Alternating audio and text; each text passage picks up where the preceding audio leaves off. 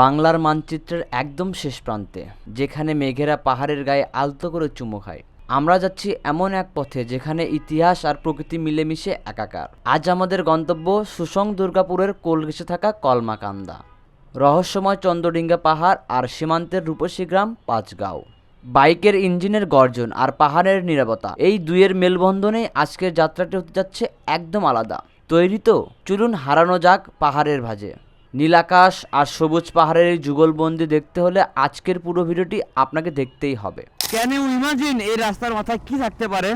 এটা হচ্ছে বাংলাদেশের সীমানা শেষ, আমরা এখন ইন্ডিয়ার মধ্যে। ক্ষুধা লাগে না, এমনি মুখরোচক খাচ্ছি। খুবই ক্ষুধা লাগছে, ভেরি নাইস ক্ষুধা।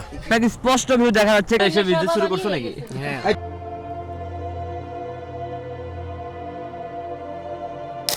Good morning from Kalmakanda.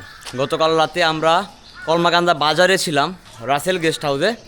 এখন ঘড়িতে বাজে ঠিক 7টা। আমরা অলরেডি বের হয়ে পড়েছি আমাদের গেস্ট হাউস থেকে। তো আমরা আমাদের আজকে প্রথম ডেস্টিনেশন পাঁচগাঁও, সেখানে যাব। তো আমাদের বাইক অলমোস্ট ব্যাগ বাজার শেষ, একটু কোল্ড স্টার্ট হচ্ছে। তো ফারদিন কেমন লাগছে? তো এই যে এখানে আমাদের আছে সাকিব, এমপির ভাস্তা। আমি আমার বাইকে উঠে পড়েছি, বাইকটা কোল্ড স্টার্টে ছিল। তো এখন ইনশাল্লাহ রওনা দিব আমাদের আজকের প্রথম ডেস্টিনেশন পাঁচগাঁওয়ের উদ্দেশ্যে। পাঁচগাঁও বাজার এখান থেকে সম্ভবত 9 কিলো। গতকাল রাতে মোটামুটি ভালো লেভেলের বৃষ্টি হয়েছে। আমাদের দুজন ট্যুরমেট ওরা রেডি হচ্ছে, ওরা একটু পরে আসবে। তো আমরা 3 জন, আমি ফারদিন আর সাকিব বেরিয়ে পড়লাম আজকের প্রথম ডেস্টিনেশনের উদ্দেশ্যে। অনেক সুন্দর লাগছে, সূর্যর আলোটা রোডে পড়ে একদম গোল্ডেন আওয়ারের মতো একটা ফিল পাচ্ছি। ক্যান ইউ ইমাজিন এই রাস্তার মাথায় কি থাকতে পারে? আসলে আমি দূরে থেকে এমন একটা জিনিস দেখতে পাচ্ছি যেটা আসলে হয়তো ক্যামেরায় ফুটে তোলা সম্ভব না, বাট বিলিভ দ্যাট মানে মারাত্মক সুন্দর লাগছে। ক্যামেরায় বোঝা যাচ্ছে না ওই যে পাহাড়। এই ভিউ দেখার জন্য আমরা মূলত এই সকালবেলা উঠছি। রাস্তা যত এগোচ্ছি মেঘালয়ের পাহাড়গুলো কেন জানি আরো কাছে চলে আসছে।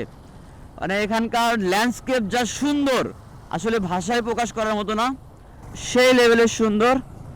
আমরা এগোচ্ছি পাঁচগাঁও চন্দ্রডিঙ্গার উদ্দেশ্যে। তো এই পাশে একদম মেঘালয়ের পাহাড়গুলো খুবই সুন্দর দেখা যাচ্ছে, যদিও একটু কুয়াশা কুয়াশা ভাব। গতকাল বৃষ্টি হওয়ার ফলে আজকের প্রকৃতিটা যেন কেন জানি আরো বেশি সুন্দর লাগছে। মানে চারিদিকে সবুজ ল্যান্ডস্কেপ, অসাধারণ। রাস্তা দুই পাশে ধানের ক্ষেত, মাঝখানে রাস্তায় এক পাশে মেঘালয়ের পাহাড়, আর রাস্তা দিয়ে বাইক চালিয়ে যাচ্ছি আমরা চন্দ্রডিঙ্গার উদ্দেশ্যে। ওয়াও, সামনে মনে হচ্ছে যে ওই যে আমরা একটু আগে একটু পরে পাহাড়ে উঠবো, এরকম একটা ফিল। ক্যামেরাতে অ্যাকচুয়ালি ফিল বোঝানো সম্ভব না, একটু দাঁড়াতে হবে মনে হয়।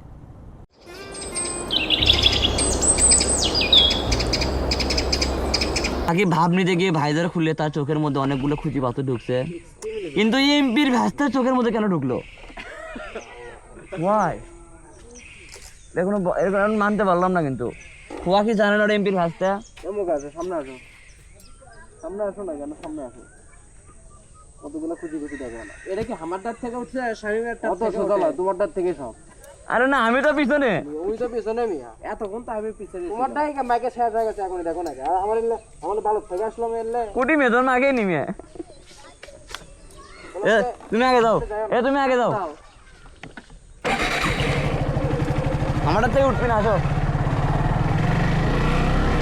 আমরা আবারও রওনা দিলাম। চারিদিকে সবুজ ল্যান্ডস্কেপ, অসাধারণ। রাস্তা দুই পাশে ধানের ক্ষেত, মাঝখানে রাস্তায় এক পাশে মেঘালয়ের পাহাড়, আর রাস্তা দিয়ে বাইক চালিয়ে যাচ্ছি আমরা চন্দ্রডিঙ্গার উদ্দেশ্যে।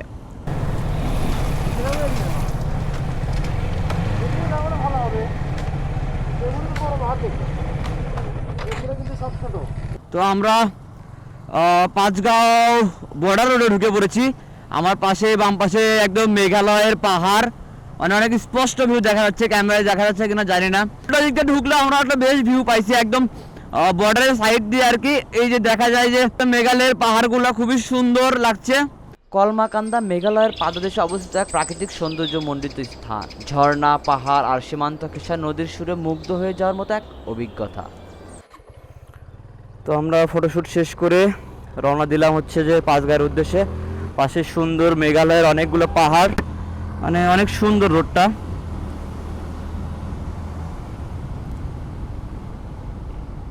অবশেষে আমরা চন্দ্রডিঙ্গা 0 পয়েন্টের উদ্দেশ্যে যাচ্ছি।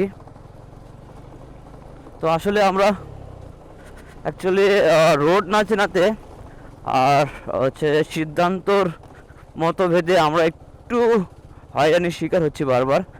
তবুও আসলে ট্যুরটা মোটামুটি ভালো এনজয়েবল হচ্ছে। অলরেডি সবাই চলে আসছে, আমরা যাচ্ছি এখন 0 পয়েন্টের উদ্দেশ্যে। এই যে অলরেডি আমরা মোটামুটি 0 পয়েন্টে চলে আসছি, পাহাড় একদম কাছে আমাদের। যদিও যারা বান্দরবন ট্যুরে গেছে তাদের কাছে এই পাহাড় কিছু না, তবে উত্তরবঙ্গের এইরকম একটা পাহাড় আসলে আমাদের লাক বলতে পারেন। তাই অনেক সুন্দর একটা জায়গা।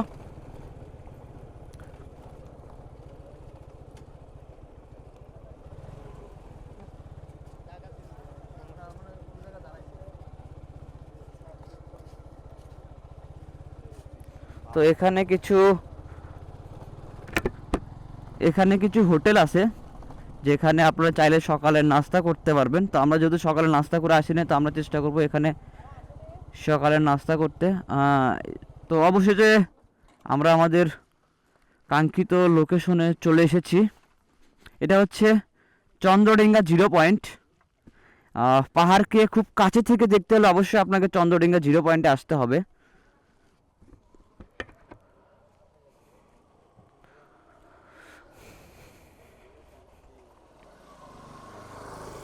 আমরা আস্তে আস্তে চন্দ্রডিঙ্গা ওই যে বর্ডার সেখানে যাওয়ার চেষ্টা করতেছি।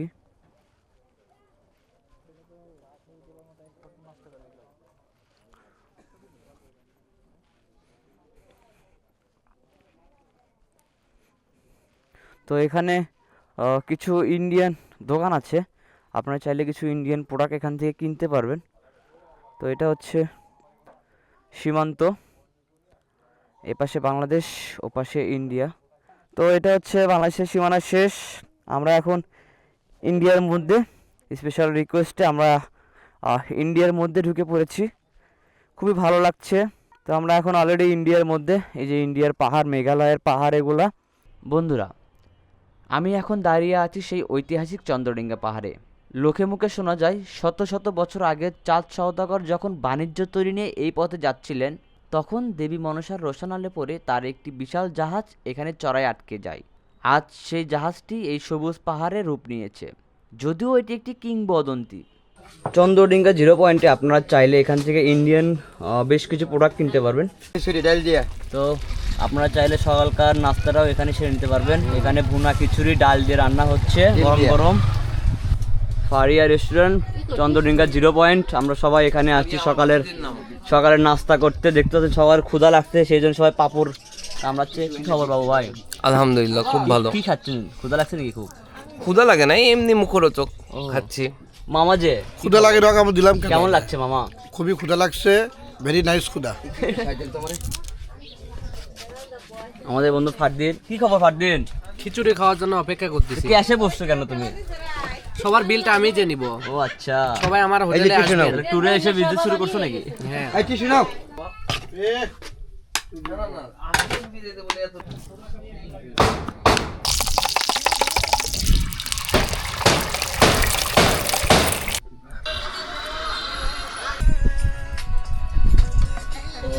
যেহেতু আমাদের হাতে সময় কম, তাই আমরা সকালের নাস্তা শেষ করে আরও অল্প কিছু জায়গা ঘুরে রওনা দিই সিলেটের উদ্দেশ্যে।